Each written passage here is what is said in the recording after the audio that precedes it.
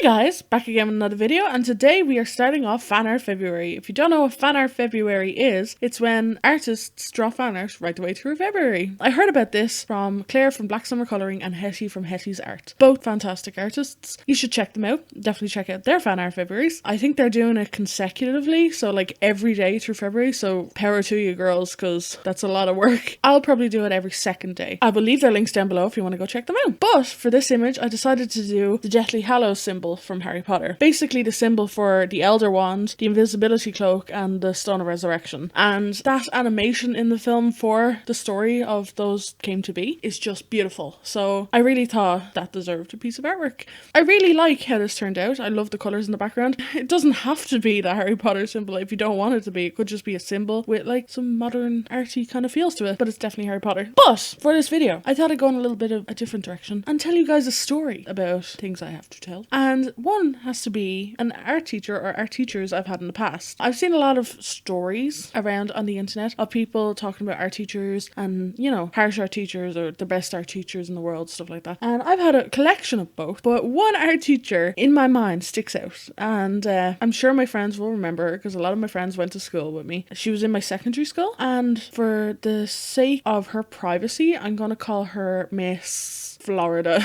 She was named after a place, but it's definitely not Florida. So Miss Florida was an art teacher in secondary school, and when I went into secondary school, I was so excited because you got a whole 2 hours worth of art every week, and you didn't get that in primary school. You only got like a fleeting 20 minutes on a Friday, whereas this you got like classes, and if you chose art after fourth year, you got even more time. So art was just consuming me then in secondary school. But I did not know that I would be getting Miss Florida, and in all fairness, she was the better of two art teachers in the fact that she pushed you to get your work done, but she done it in a very negative way. Of course, when you go into secondary school, you're what, 13? Some people are 12. So you're very shy. At least I was. She was just brick wall put in front of you. I remember her making people cry on the first day for not having books. And on the first day of sixth year, which was my last year of school, she made me cry for not having a book already. And which is silly because I was waiting for the person who gives you the secondhand books in the school to give me a book. So like, you don't make people cry over that.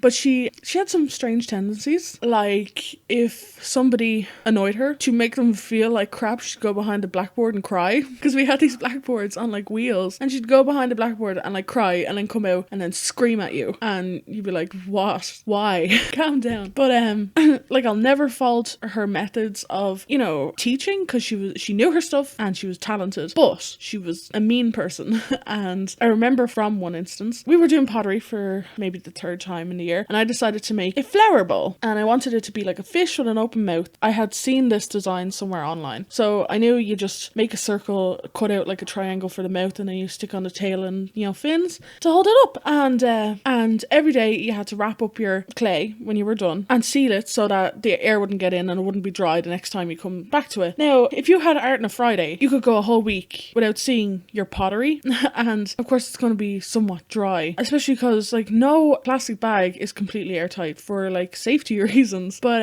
yeah, I sealed up my artwork and I was sick the next Friday, which is completely inevitable. Like, sometimes you're going to be sick, you know? And I came in the next Friday after that, getting ready to work, and she had this snide look on her face when I took out my artwork, and it was nearly dry. Now, it wasn't completely dry, I could definitely still work with it, but it was nearly dry, and she was like, you're going to have to start again. You've wasted so much time, you're probably not going to get this project done. And I was like, you watch me get this done. With this piece of clay, I will get this done. So she hands me the piece of wire that you use to like cut clay, wet clay, out of the bag before you use it. And she was like, fine, cut them out though. So I go at it and I'm like pulling at this clay. I cannot get the wire through because it's a tiny little piece of chicken wire cutting my hands. I'm trying to get it through. I'm like, I'm not going to let it prove me wrong. And she's sneering at me in the corner, ignoring me, going around everyone else. So I grab like a rusty knife that they have in like the clay tools, and I just dig into this clay, and I can see her contorting in like anger and shock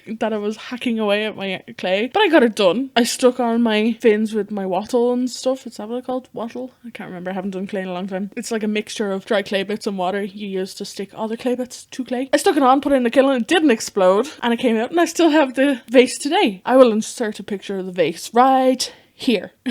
So yeah, that is my story about Miss Florida. She's still there, I believe, and I won't fault her for, like, you know, doing her job, but she could have been nicer to people. She definitely made my time there in a subject I freaking loved tedious. But I mean, it didn't stop me going on to do art in the future. So yeah, I hope you like my story. I'm not very good at telling the stories, but I hope you like this story.